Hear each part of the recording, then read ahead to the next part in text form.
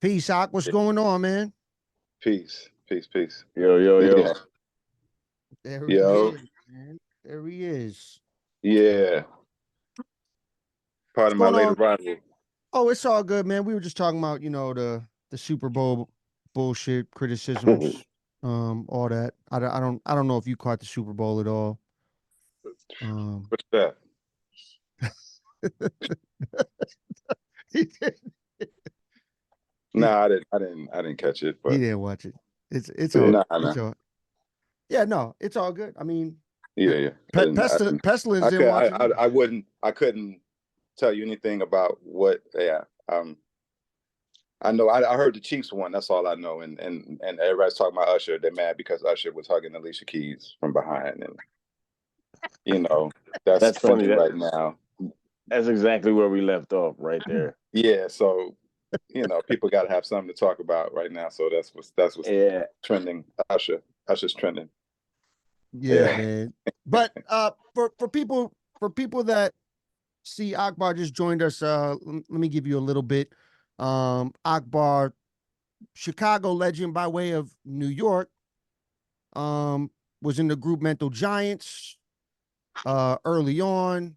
I mean, I got a chance to share the stage with him at the 606 anniversary show this past year. Great show. It was dope, super fun. And I was waiting for you to do my favorite joint, though, man. I mean, I don't know what joint that might be, though. it's the hip hop is joint is my favorite joint. Oh, word. Okay, I didn't. Yeah, that's one of my favorites as well. Yeah, I don't always get to do that, but like I like to open my sets with that one right there. Actually, sometimes I use that as an opener. But yeah, I always try to mix it up when I do shows. And I think it's more so for me, like I don't want to get bored with my own material, so I try to mix it up just so that I have a level of excitement when I'm performing. But yeah, hip hop that's the first track off Big Bang Boogie, and it was produced by Jun. His name was Jun D at that time, Jun D from New York, from Queens, but he goes by Preservation. He's actually Mos Def's DJ. Producer, DJ. He produced for Ka as well from Brooklyn. Okay. But yeah, hip hop is dope track, man. Yeah, man. The crazy thing about that being my favorite track is I heard the song after the instrumental. So here's a little thing. Back in the day, I used to I would never consider myself a DJ ever, but I had turntables. I have turned. They're still in the garage. I have turntables, some Stantons, and I was in a group back in the day. And back in the day, we used to host an open mic at my college, and I would buy all these Carthage College in Kenosha, right across the Illinois Wisconsin border. But yeah, so we used to host an open mic there, and I would buy all these vinyl records at this time. But literally, the only reason I was buying vinyl records at the time was not to build a collection to bump for myself. It was literally so I could have all these instrumentals to play during the open mic shit for random people. Because we had a lot of random freestyle shit that would happen. I would come out from behind and do some freestyle shit or whatever. And I would rhyme to that beat multiple times. And then I was like, this shit is so cold to me. I really need to check out the actual shit. Cause I owned the instrumentals and I was like, I need to check the actual shit. And then when I heard the actual shit, I was like, well, this is just like this is cold. So you were familiar with the instrumental before you even heard before I even heard the joint. Crazy. Yeah. Okay. That's dope.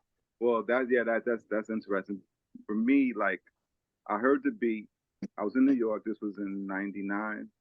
I was back in the Bronx with Fred, who's a good friend of mine. I met Fred in Chicago on some graffiti shit. He's a DJ. If anybody's familiar with Fred Ones, Hash Crew. He started the Hash. Oh yeah, shouts to Fred Ones. I definitely know Fred Ones. Yeah, so I was in New York and I was recording the Big Bang Boogie album. It was like the first stages of recording, and I went to New York to do some tracks out there, and I met John Preservation. played me the beat, and I fell in love with the beat, and I just decided that I wanted to write something to that beat that defined the music, the culture, the subculture. So I came up with that song, Hip Hop Is, for this to kind of set the tone for the whole album. So yeah, Yeah. that was the objective with that. I love the beat is, like you said, like the beat for me was what did it. Like I just like that beat a lot. And John is he's a ill producer, man. Preservation is dope. Like I said, he went on to do great things. He's DJing for Most Def, and man, proud of him. Yeah. Yeah, man. That's what's up. I had this one question I wanted to ask you because a lot of people, I think, um, so okay, so Rambunctious is from Louisville. He lived in Yeah. Wisconsin for like 20 years, right? Yeah. But he grew up in Arizona. Yeah. I'm You saying. and you're from New York, moved to Chicago, and Chicago, from what I like, super embraces you as someone that brought the real hip hop shit to Chicago. You know what I'm saying? So in the long run of it, I mean, I rep Milwaukee. I'm from here. I've always been here.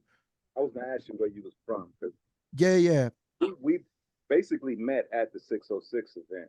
But I think I heard of your name prior, but wasn't familiar with your music, and never met you until the show. So I didn't yeah, even know if you were from Chicago. So you answered that question for me, because I wasn't sure if Chicago or not. yeah, yeah. So I'm in Milwaukee, but my question is, when people ask you where you rep and where you're from, do you just tell them Chicago by way of New York? Do you say New York like that? Like, is it because you know how people make a big deal about, oh well, you're from here but you don't rep here and blah blah blah whatever. Like, you know how people make a big deal about that shit. Like Yeah, like yeah, like yeah. what like what do you actually rep when people ask you that? I mean, I'm from New York first, so I always represent the Bronx. That's where I was born, and that's kind of where I discovered the music. So for me, like that's where I'm always say. If people ask me where I'm from, I'm not gonna say I'm from Chicago, because that wouldn't be honest. But Chicago kind of raised me. But New York was where I was born, and I mean, it's it's a mixture of a lot of different things, because I lived on the West Coast. I lived in Chicago. I lived in LA. I lived in Puerto Rico. I lived in Florida. I lived in New York. So like I've kind of bounced around a lot in my throughout my life. But New York was like the most impactful as far as like as an artist. Like New York had the most influence on me artistically. Then when I came to Chicago in the '80s, it was like going from this thriving bed of like music that was really underground. It was like it was what house music was to Chicago is what hip hop was. Like at the time when I was in New York, it was exclusive to the East Coast. Like it hadn't gone any further than the tri-state area. Like hip hop was really truly underground. So when I came to Chicago in '82, there was no hip hop here. So it was like house music was what was going on in Chicago on the underground scene.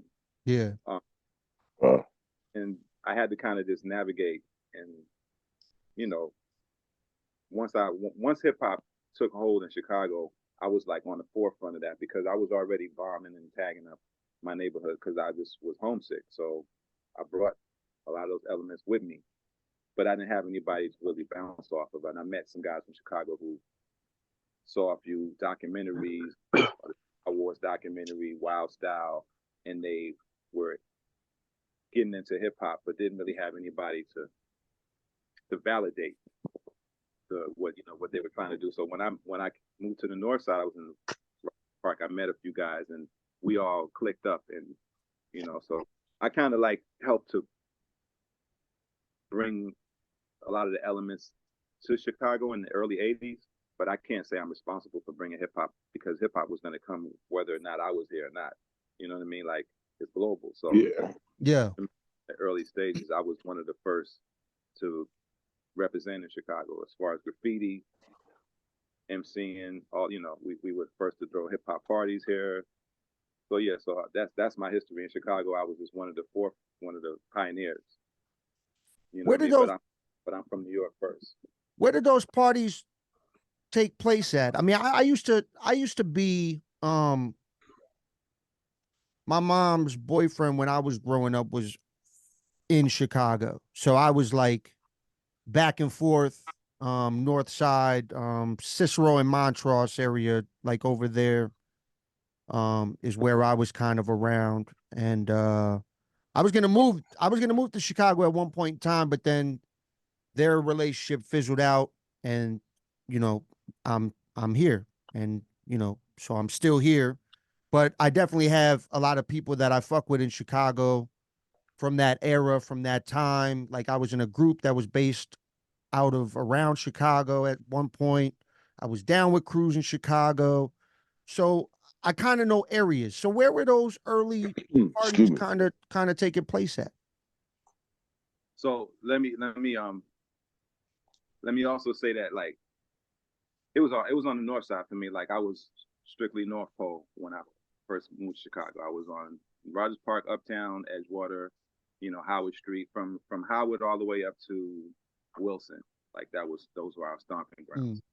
But eventually, Okay. once we really got really like serious on the graffiti tip, we was all city, so we was riding the train lines and going everywhere. But originally, like initially when I was in Chicago, I stayed on the north side because I was really not familiar with all the different areas, and the gangs was a big concern because like when I was coming from New York in the '80s, I didn't know anything about gang culture because we didn't have gangs. Like my pops was in that era, but by the time the late '70s, like the gangs had fizzled out by the late '70s. So like I didn't know anything about, like I wasn't familiar with gangs. I didn't have to never deal with that. So when I came to Chicago, that was the first thing I had to like learn was what colors you can and can't wear, your hat to the left, to the right, so I learned about all that, you know what I'm saying? But um, just being here for that long, I just learned how to be part of the city and like adapt. You know what I mean? So Mm. Yeah, I feel that. I'm not sure if I answered your question.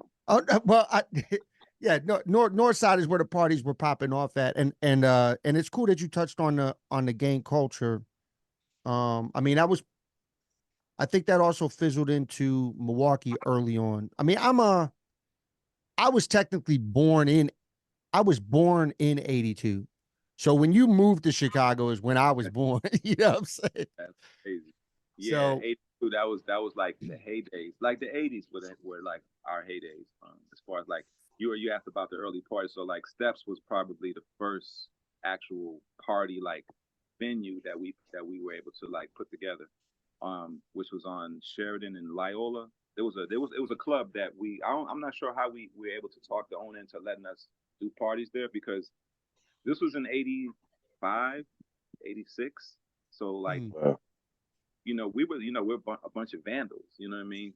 So like they didn't know what they were signing up for. Like we talked them into letting us do this open mic. That's So crazy.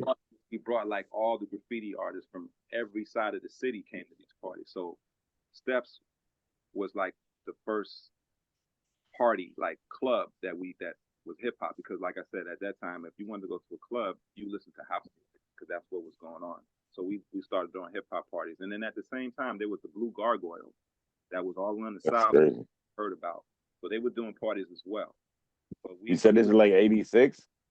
yeah like 80 yeah 85 86. I'm 8 years old, moving from Louisville, Kentucky to Phoenix, Arizona at this time.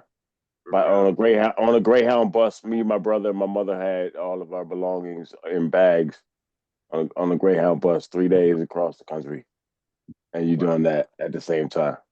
Wow. You know what I'm Yeah. saying? I've lived around the country a little bit too, but Yeah. I'm just picturing the year, and I'm like, man, that's going on at the same time.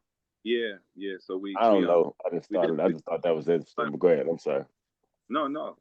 It was every Sunday. We only probably did like 3 weeks because the third Sunday we got raided by the cops because like our flyers was inviting all the graffiti writers. So I guess one of the flyers got into the hands of the police or whatever, got wind of the parties. So they raided the party, and that was the end of that. You know what I'm saying? They raided the party and they tried to find people with markers, and so like their party was over after that. Like the owner said, okay, that's it. They shut it down. But yeah, but there was an open mic. That was an open mic in Chicago that I other than That's the Blue crazy. Gargoyle, which I went to the Blue Gargoyle once. But yeah, but anyway, so North Side it was the North. That's what's up, man. That's That's dope. yeah, that's crazy history right there. So hip hop wasn't really in Chicago early on. When was the first time that you remember outside shows, hip hop shows stopping in Chicago? That's a good question. It started to happen later on towards I would say the late maybe 89 towards when hip hop kind of was like going through its change where it was going from fun to more gangster, like NWA, that kind of thing was happening. But prior to that, like, yeah, I don't know. It's hard to say because I was there, but like I wasn't really paying attention to the way things were, like the way things were kind of evolving. Yeah, I really, it's hard for me to say. It's hard for me to say, to be honest with you. And how long ago? I mean, you said you moved all around. Like, real quick, before we talk about you moving around, the craziest thing Ram ever told me. We were on tour once. Oh shit! What the fuck is buddy? We were on tour one time, and he had told me that he stayed in Casper, Wyoming, for a long period of time. And when he had told me that, I was just like blown away. Like, what is going on? You know what's I lived in Wyoming? Casper, Wyoming. I just wouldn't expect him to. Okay, it sounds very white. it's super white. It's I mean, I can tell you stories. Yeah. I'm sorry, I just hit some weed and I wasn't expecting this, and I'm coughing a little bit right now. So check it. No, I lived in Casper, Wyoming at 19, 20, and 22 at different short intervals at ages. 19, 20, and 22. Oh, okay. Long story. I had a friend from there, and then I gained more friends from there, and then I kept going. It was a long story. And then I lived in Colorado during there, Anyway. Okay. Yeah. It was just one of them, I'm young, I'm partying, I'm moving around, whatever. I'm rapping and shit, whatever. So anyway, yeah. So what was your point of bringing that up, motherfucker? Well, I was just saying it was a location I didn't expect to hear you tell me stories from. And then I remember you telling me this one story about I think you were talking about rap battles there. Were you talking about rap battles that were going on? No, never told you. No. There was some. Yes. Yes, you did tell me. House party rap battles. Yeah. At the same, this one dude was through my homeboy Jewel.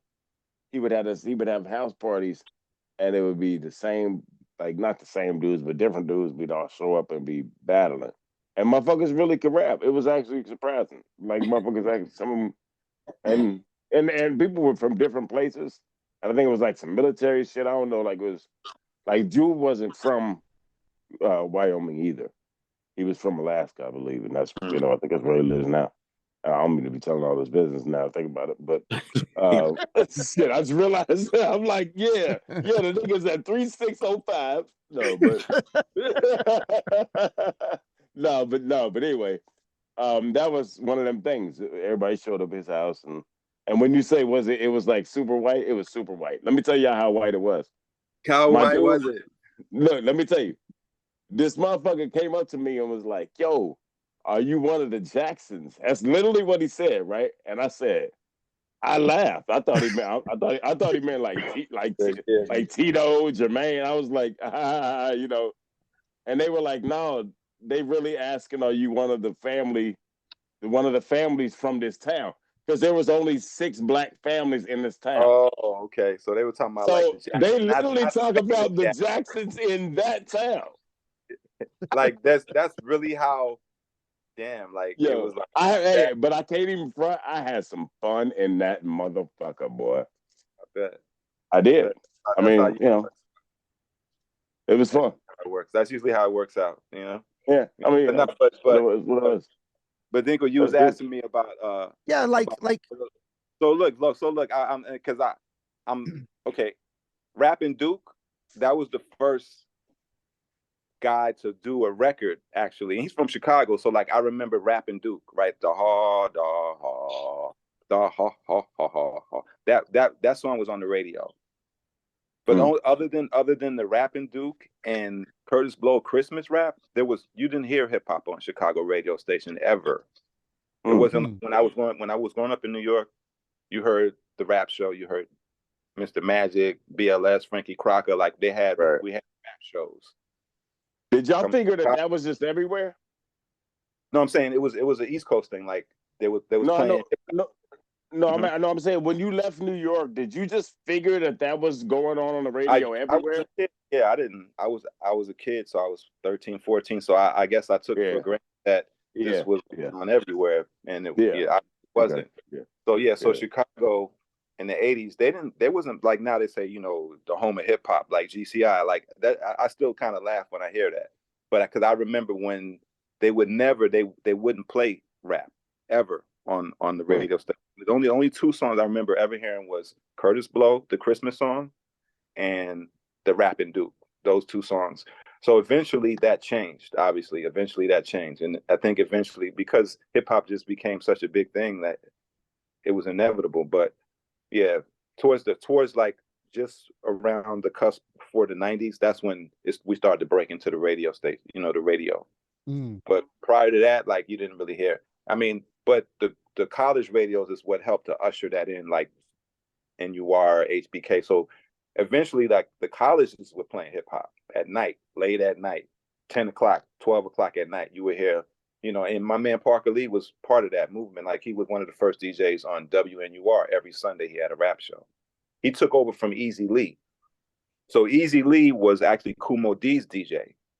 Easy Lee, some kind of way, ended up at Northwestern University out in Evanston, and he was DJing at Northwestern, and he was playing hip hop. This was in the early '80s, and I don't know how that happened, but I don't know if anybody was even up on what he was doing. But Parker stepped in right after he left and took over and started doing the Sunday hip hop every Sunday, and then you had JP Chill on the South Side at WHBK doing hip hop as well. So we had like college stations. Eventually, like the colleges were the only way you could hear hip hop was through those college stations. And Parker was bringing, like Peely was bringing records from New York. Parker, that's my DJ who passed away a few years ago. So yeah, he was bringing a lot of the music to Chicago when normally it wouldn't have gotten here that quickly. He was bringing records and breaking them on the radio station, at NUR. So yeah, but Chicago wasn't really ready for hip hop until a little bit later, once they realized that this is not something that's going to go away. So then that's when it became like, oh, we're the home of hip hop now, and yeah, But my NUR story is I was in a group back in the day, Wastelands, with 2 other homies. And at the time that I was in a group with them, we had this crazy beef with Prime's crew, Middle Ground at the time, because there was some random show we did on the outskirts of Chicago, and one of my homies had got into it. We were ciphering outside, and one of the dudes from the crew kept cutting us off when we were ciphering. So my homie he was getting heated. He was getting pissed off. And he, he used to be on some gang shit early on. So he was literally on some fucked up shit where he was throwing up signs at these dudes. It got crazy for a second. And then we found out that basically we were gonna we went out to MC battle somewhere in the middle of the street at this. We went to this spot and then we ended up going outside and we were gonna MC battle. And just me and one of my homies went and we ended up MC battling Cypher style. And we found out later on that the original plans we were gonna get jumped by this whole bar. Like the entire place was gonna just fuck us up. But Wow. but it didn't happen. I don't know if it was a respect level thing. Like we were battling, we were going back and forth. It just was on some hip hop shit. So I don't know if the beef kind of went away, but then we ended up battling legitimately back and forth on the radio at NUR in the studio. Like we Oh, did that. Like that actually happened. And that's basically my NUR story. Like I think that's the only time I was even at NUR is we had an okay. MC battle. Well, big up to DJ Third Rail, who's been holding it down for like a few decades at least with the subway hip hop. So yeah, so Third Rail every Sunday still does the vinyl show, you know. So I got to big up my brother Third Rail on that. But yeah, man, I don't know what else, what anything you want to know about my history, uh, any Well, personal. I'd like to know your opinion on because after listening to more of your joints, hearing the bar work, the lyrics, um, I mean, you're a lyricist, punchlines, like me, like that's the type of shit I'm on. So, what do you? I mean, do you think that that type of hip hop will ever be at the forefront? Like, I mean, I feel like it was at one point in time, and now we're in this era we're in now, and you can find it. It's there. You know what I'm saying? Like, there's a lot of great hip hop, but it's not here. It's not in people's faces. Like the type of shit that me and you do, or Ram, any of us. I mean, we're all on some lyrical shit, to be honest. All the artists in here do like, like golden era type hip hop shit is basically what it is. Do you think that type of sound will ever be there again? Uh, it depends on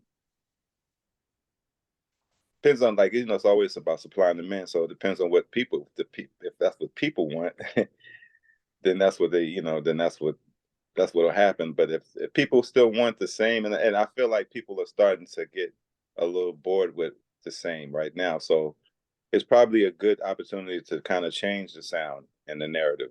But Mm, it's really up to the people, the listeners. Like if they want the same, then a lot of artists will cater to that and give them the same, of whether it's dumbed down. But yeah, if I think right now, like where we are now, as like just as a the world, like the consciousness of the world, like people are kind of tired of the same shit, the same narrative. Like it's kind of like it's old. And for me, like I'm a little bit past it. Like I want to hear something different from the culture, like from artists. I want to hear something mm, original. And I think more people, I think the average person probably feels the same way.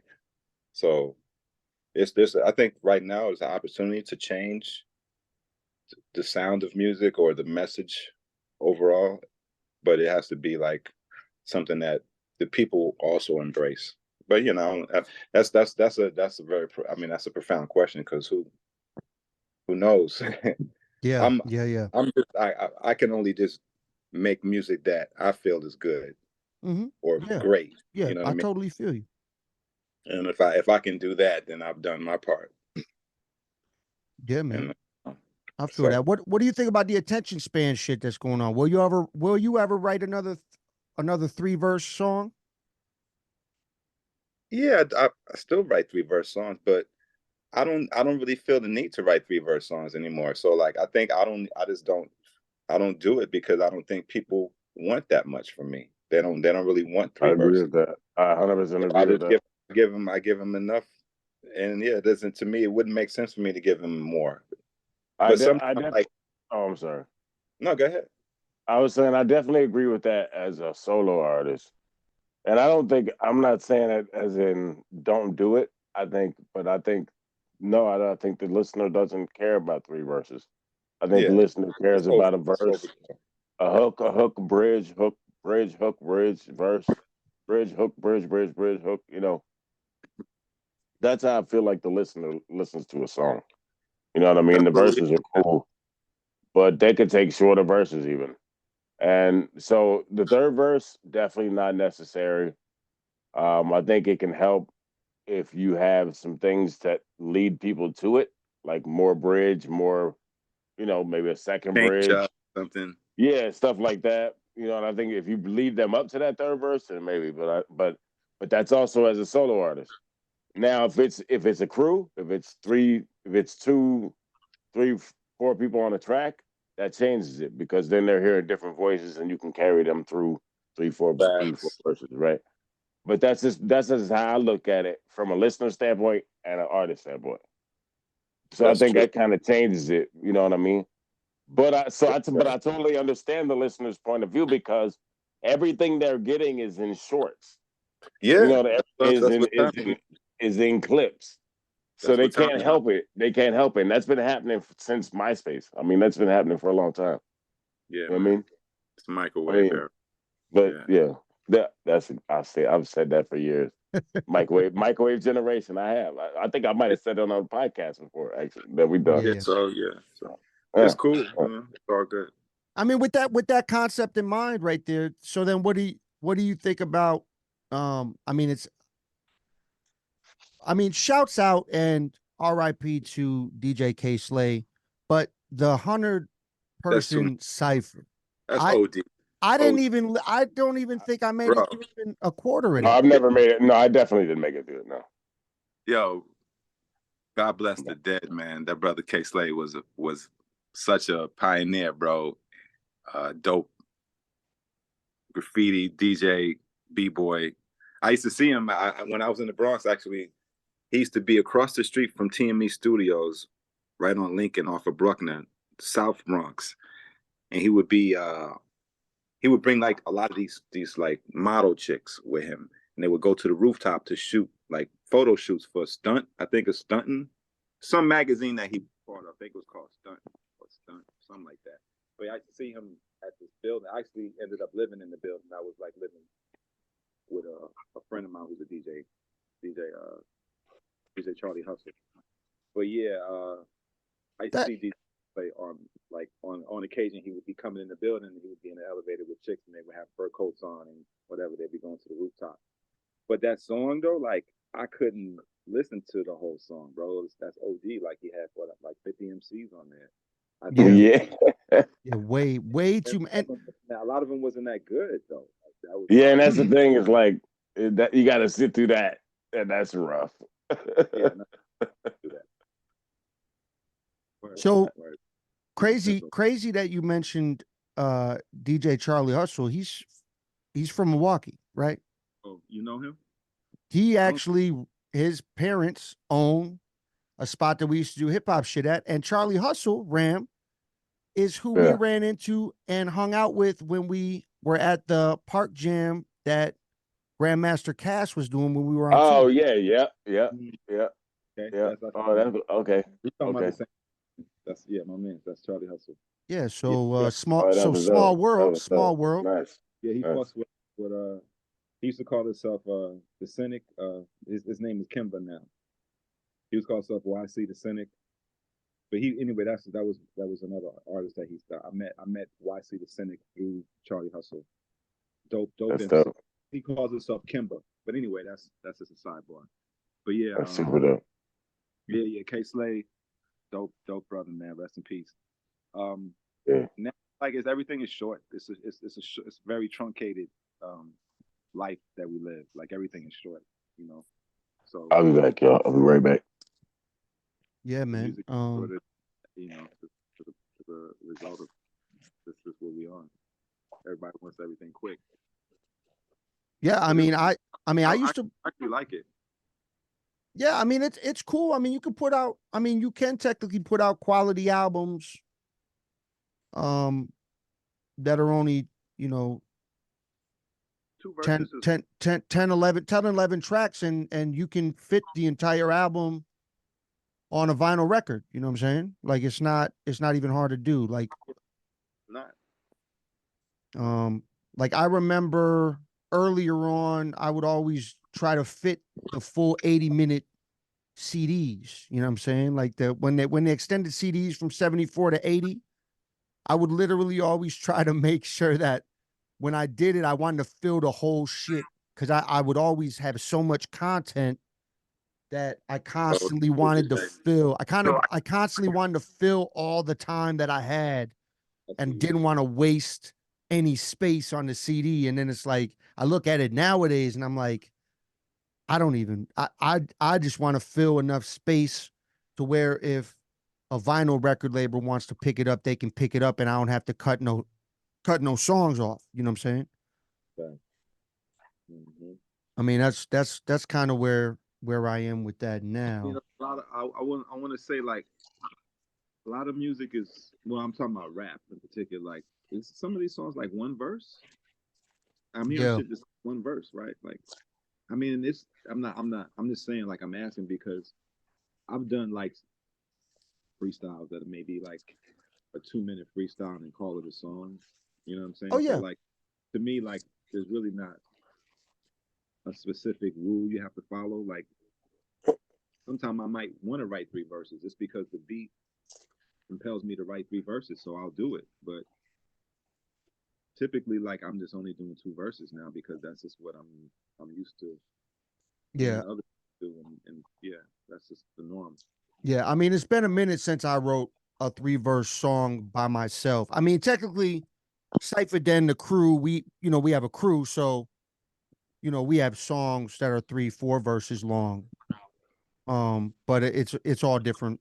It's all different perspectives on whatever concept. Yeah, So I the fact so. Yeah, so like we each write our 16 or whatever, or 8 bar trade, or sometimes we'll do 8-8 and then hook 8-8. You know what I'm saying? Like each member like that, like keep it like that, to where that's more of the shorter version. But looking back, yeah, I used to have a lot of 3-verse songs, and I feel like, yeah, that That was was definitely Oh, there used to be a criteria. yeah, that was the original. That exactly. That was the the original. format. You had to have Oh yeah. you Oh expected yeah. that three verses, and your Yeah. third Yeah. to be crazy.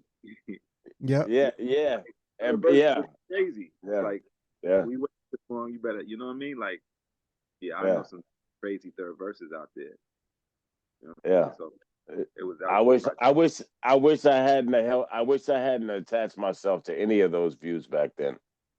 I feel like some of us stifled ourselves in some ways with hip hop, giving into the criterias and trends that coincided together that made us, which also benefited us, right? But I feel like creatively we could have expanded even more if we hadn't have done. You know what I mean? If we hadn't done what? If we hadn't have held For on what? to like if we hadn't held on to the 3-verse thing, right? And maybe have more bridges and hooks and different versions. You know what I mean? Like Yeah. different expressions of creativity in the song. I felt like that Okay. came later. I felt like that came later than it could have. I mean, If we had to learn more. And maybe I'm speaking more from my own point of view. And maybe it's no, me, but I hear you. but I feel like we all held on to this way that the creative side of hip hop should be. And I feel like I wish we had to kind of let go of that a little more sooner than we did in hip hop. And maybe I'm saying we, but maybe it's just me. Maybe, I don't know. Yeah, I don't But know. Like for me, like that's it. I had to learn how to count bars and how to like Yeah, I didn't even know how to do that at first because I would me just either. Yeah, right. yeah, So I mean yeah, most most people who started out rapping, they just was when you first start out, you just unless you're maybe now because it's so I won't say common, but like a lot of people are picking up music now and just getting into it. And like you hear people, oh, I only been rapping like for a year, and they've already taken off. So like I guess some people jump in and they learn all that. But for me, like because it was so long ago, we would just rap. No, And yeah, no, I hear you. Yeah, through the holes, just once the beat come on, we'll just rap to the beat ends. And then eventually, once I took it seriously, okay, now I need to structure my raps into songs. I had to learn what a bar is and how long a bar is a 4-count measure. And okay, then the hook is 8 counts. I mean, 8 bars. And so, okay, that helped rein me in to like be more structured in my. So that was good. But yeah, the 3-verse thing was just what was the norm. That was like the norm. Like oh yeah, did 3 absolutely. verses. But eventually, like I guess eventually, yeah, that got done away with. You know what I mean? Now everything is shorter. You got 2 verse. You got some songs that just 1 verse and they out. Yeah. Yeah, yeah. Yeah, but counting bars was something I had to learn later. Like that was actually a challenge for me to like transition from battle rap because I started out as a battle rapper. Like I would just battle, like CyphaDen. Okay, I feel at home because I started out in the cipher, just rapping circle with, and from there I had to like graduate from that to going in the studio and making songs. Like I mean, Akbar's group was a freestyle. It wasn't even really a song, but it ended up being on the album and becoming a song. But it was just me rapping. Like Akbar's group, the song that I kind of broke into the industry with because I wasn't even signed, but I got jumped on Jamalski's record. He was on Columbia Records.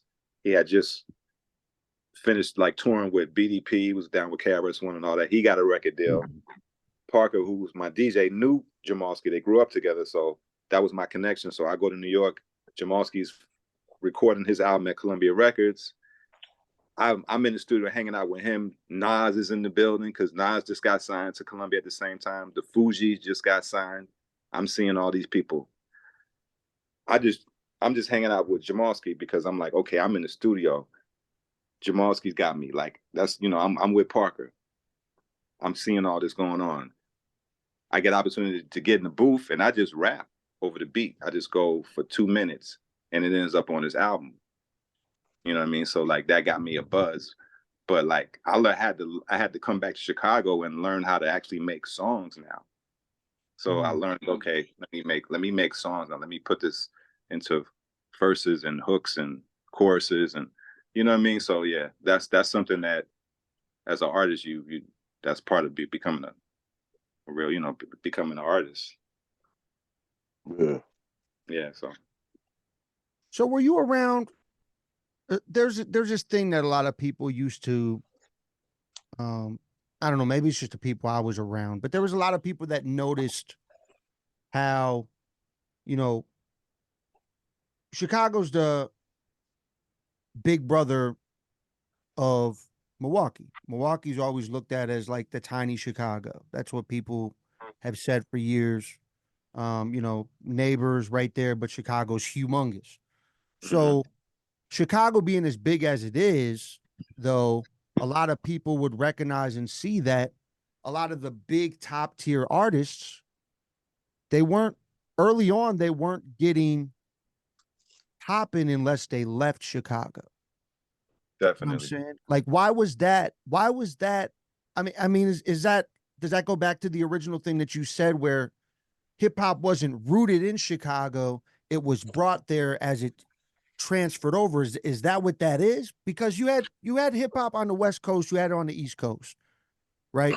I mean, there's always obviously I believe the whole thing West Coast or East Coast is where it thrived, it started and all that. But you got those people on the West Coast that are like, oh, we started this, and like I don't really know any of that history. But but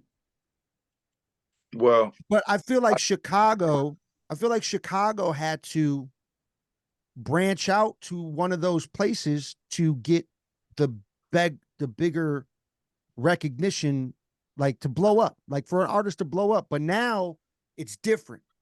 Now the people are coming there, or they're blowing up because of the social media. It's easier to Yeah, I was gonna go say viral. it's not different than social media has made it better for Chicago, but Chicago is still very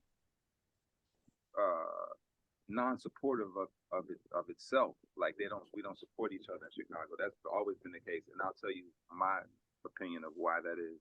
Chicago, because of its history, has a lot of deep roots in the South, right? So like the South is where the slaves got treated the worst. So like Chicagoans have a very strong sense of distrust because of the trauma. Now on the West, I don't know about the West Coast, but on the East Coast, the black people on the East Coast come from like a different stock. So like I'm going back to like slavery because a lot of this is trauma based. On the East Coast, they weren't treated as bad as the Mississippi down in the South, where they were really treated badly, right? So I think the black people on the East Coast are a little bit more together as far as like the way we work with each other.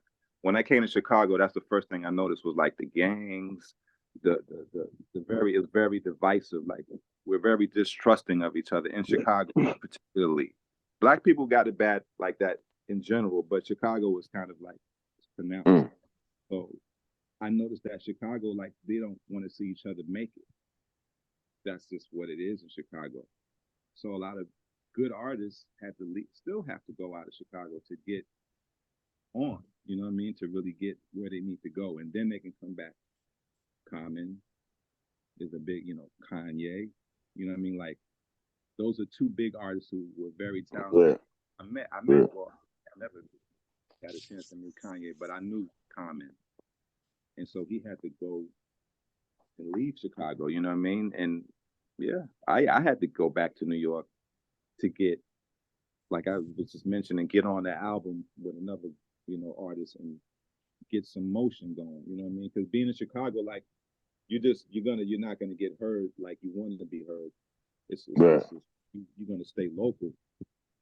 Yeah, I mean, I don't know what to say about that, but that's my opinion of why Chicago is in the state. Maybe it's different now because now, like you said, the internet and things have made it, and you got a whole different like generation, and the way of thinking is different now.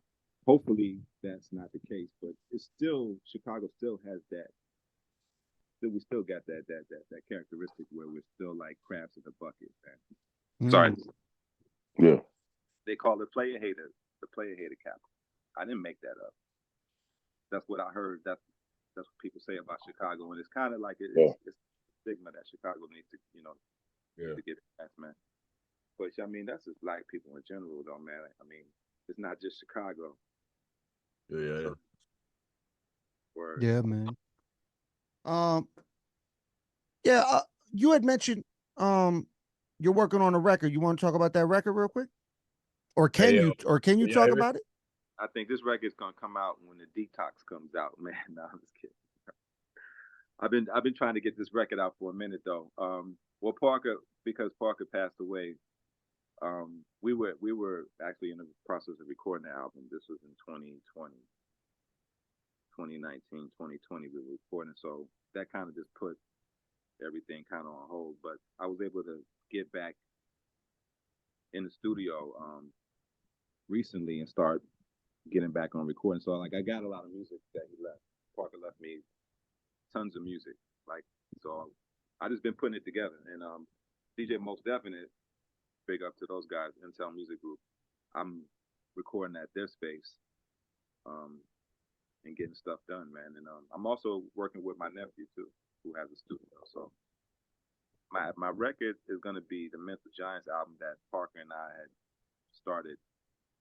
Right now, I'm probably 80%. But I decided to I might just do two projects instead of dropping all the music on one album. I'm probably gonna do like two different projects. But I'm hoping to get the album out by March. So I'm just in the studio, man. I'm working and getting everything done. Want to shoot a video and have a release maybe in March. That's dope, man. That's dope. It's gonna be like the first time that Parker and I have an album together because the last two albums, like my first album was produced by different artists, different producers. Parker was one of the producers, but I was never able to get like a mental giants like just Parker and I. Just like the way producers and MCs would usually like do albums like classically, like a classic album with just a producer and an MC. So you're gonna get that. Yeah, y'all gonna get that. It's gonna be a Mental Giants album. That's dope, man. That's what's up, man. I love making albums that way. I do. My thing is When you say that way, you mean like one producer? one producer. I Yeah. love doing that, like just having the same vibe. But Hey, my thing. I gotta be out. All right, man. I All gotta right. get off here. Sorry, I gotta wake up at 4:30. I gotta go. You But good, peace, man. man. Good to meet you, man. You But I too, gotta man. go, y'all. Peace, everybody. All right, Sorry to man. interrupt, but I gotta go. All right. All right, All man. right. Peace. Peace.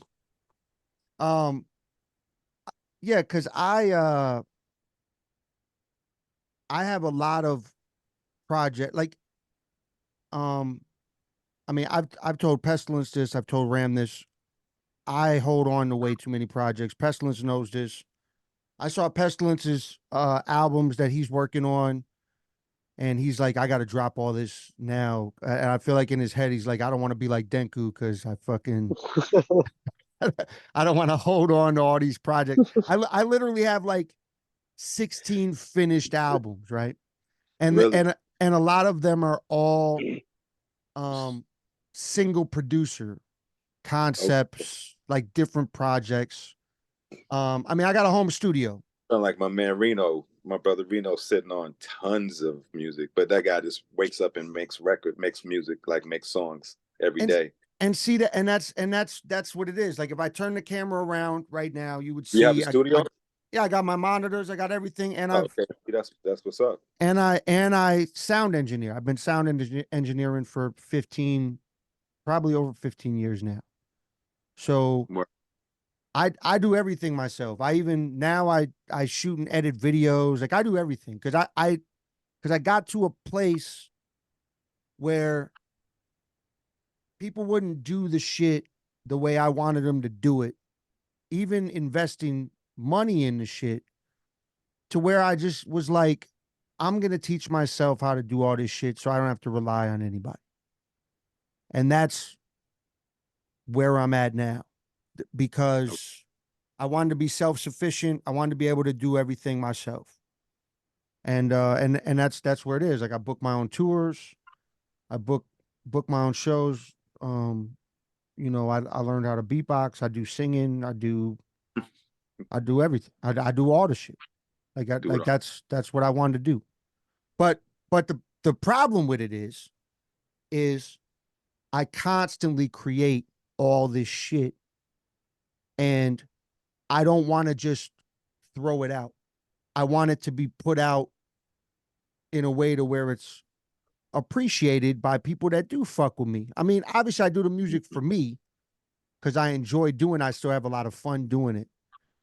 But I don't want to just throw it out like some freebie shit. Like I love the fact that I was able to have records pressed on vinyl, and I love that there's collectors that want that. You know what I'm saying? I love the feeling of that. It's dope. I never thought I'd ever even have a record on vinyl, and then meeting up with like some of my crew members, uh, and building ideas, it was just able to happen. And I'm definitely very thankful for that to be able to happen. But that's my thing. Like I love single producer albums, and I have a lot of them. And I think it's super dope that you're This will gonna be my find. first one. And I think but I do think it's super dope that you'll be able to finish that original chapter.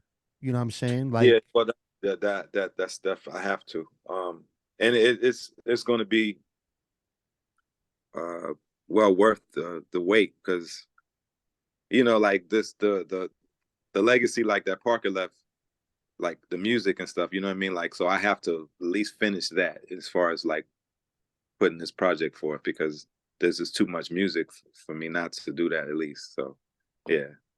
Yeah, and I mean, you're a barsmith, man. Like I love the lyrics, man. I love the MCing, man. Thank Um, you. so like I said, it's been dope having you on the CyphaDen Chat. I know Ram had to dip out early. Pestilence just been chilling in the Yeah, cut you with didn't the. even introduce. You really didn't introduce me to. I met. I guess I met him. That was Ram. Yeah, that's Ram. This is my homie Pestilence. I'm actually bringing Pestilence to 606 for his first time in April. April 16th will be his first time at the 606. Dope. Where you at? Where's Pestilence? I'm You in in Green Chicago? Bay. Oh, okay, cool. I'm in Green Bay. Dope. Yeah, have you ever played a show in Green Bay? I don't know if I was in Green Bay, but I did a show in Wisconsin. I can't remember where we were. It was like it was at some college or something. I was with Third Rail. I can't remember. It was probably It might have been. Madison. Sorry, Madison. Yeah, I think it was Madison. Yeah, it was at like a college. Yeah, I think it was Madison actually. Yeah, yeah. It was dope. It was mad fun. Yeah, Yeah, Madison's a dope receptive hip hop spot. I yeah, actually prefer college town, doing like I yeah. actually prefer doing shows in Madison as opposed to Milwaukee. Not like 90% of the time. Really, Madison is probably one of the coolest towns Yeah. we have. was though I was surprised. It was surprisingly fun, and they was loving the hip hop. So that's when I was still doing touring with like the first album, the Big Bang Boogie album, back in 2001, 2002. So that was a minute ago. Do you have a funny tour story? I'm curious. You got like your funniest. I have a lot of funny stories, bro. Probably one of the funniest ones that I tell a lot is I don't know if it's funny, but there's probably a lot that I can't think of right now. But I remember I was at a show in at the Middle East in Boston. I forgot what part of Boston that is, but it's called the Middle East. That's the name of the venue. Yeah. And I was with Mr. Lift was performing that night. Acrobat was there. Mr. Lift was doing like a live album that night. And anyway, I performed. I was like one of the first. I think I might have been the first act, the first performer. And so I had records with me on stage, and I think DJ Insight was with me. The creators, like these are all Boston cats. The creators. Yeah, I know all these cats, man. I know Insight. Yeah, all of them. So he was DJing for me, whatever. So I had like some promotional records, and so like I'm doing my thing, I'm spitting whatever. Then at some point, I throw a record into the crowd, but but the way I threw it like a frisbee, and it hit somebody like it just flew, like it went straight. Like I should have just threw it up in the air. I should have just threw the record up in the air, but instead of throwing it up, I threw it like a disc. But not, it was still in the sleeve, but it was like a square record, right? I threw it, and it hit somebody like a guillotine, yo, in the crowd. Like I hit some dude who was standing there. I guess he didn't see it coming, and I hit him. He was okay, but like that to me was crazy. Like I thought, like I'm like, yo, I was like, is he okay? But like so after the show, I came over and I think I talked to him, whatever. But he was cool. I think I signed. I think I signed the record for him. The record that he got, I hit him with the record. So I'm like, yeah, I'm throwing records out in the crowd. So I throw the record, and that shit went, and it like hit, yeah, like chopped this nigga like in the neck, yo, like a flying guillotine. That shit was crazy. Everybody saw it, like you know what I mean. It was crazy, but he was okay. Super crazy. He was okay, and he was cool about it. That reminds me of like a hockey puck story. Like you're sitting at a hockey game. Before they added the huge fucking, now you got the big fucking glass windows. But I remember going to hockey games back in the day, and I swear to God, somebody got hit by a hockey puck right next to me, like straight in their face. Didn't think nothing was gonna happen, but that's what that reminds me of. Getting hit by a random record is like getting hit. Probably not. It probably hurt more if you got hit with a hockey puck. Yeah, it looked pretty painful though, but anyway. Oh shit! Records weigh a lot, man. That shit was probably very painful. Being in the front row. Well, he wasn't even in the front row. He was like in the middle. Like that shit was flying, yo, and the fucking caught that nigga in the neck, yo. Yeah, I never played Boston, man. I always kid. I always wanted to get into Boston, and now Boston shows Boston like the scene. dope. Yeah, but like I heard it's hard to get shows there now. Like it's weird. It's like a majority of the Boston venues are owned by a single source now, and Oh, yeah, I like know. and like you have to like be a part of that circle to be able to rock shows there now. And it's that type of shit is spreading because there's actually a lot of You haven't been venues in Milwaukee now that are owned by one single company. monopolizing shit, huh? Yeah, and it's taken away the independent scene and like, independent Yeah, venues and shit like that. It's taken away from that. But that's literally I've tried to get into Boston a lot because I played a lot of East Coast tours. Um, I mean, I've been touring pretty heavy since like 2015 or something like that.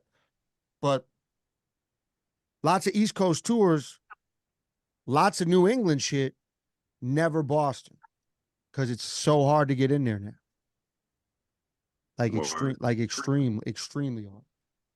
But yeah, like I said, man, I mean, it's getting later, man. I know you came in a little late, but Ram's already out. I don't want to keep you super, super long, but it's been super dope having you on here, man, talking some history, talking, giving your opinion on things. Definitely look forward to hearing the new album when it drops. Keep me posted on that. And like I said, man, if you find a little bit of time to smidge in that verse, I'm You got it's no pressure. It's no pressure, bro. yeah, no doubt, no doubt, son. So so I'll get with you, and maybe I'll tap in with you again on the show when the album is done, and Yeah, we can yeah. talk more, bro. All right, Yeah. Let me know, man. I'll Definitely. talk. I'll talk to you in between times though, but yeah, I'll definitely keep you in the loop. All right, man. Like I said, everybody, this has been CyphaDen Chat. That's the homie Akbar, special guest this evening. We had Rambunctious, my homie Pestilence. I'm Tayamu Denku. Keep in touch with us, man. I hope y'all enjoyed the show, and we are out of here. Peace. Peace. Wow.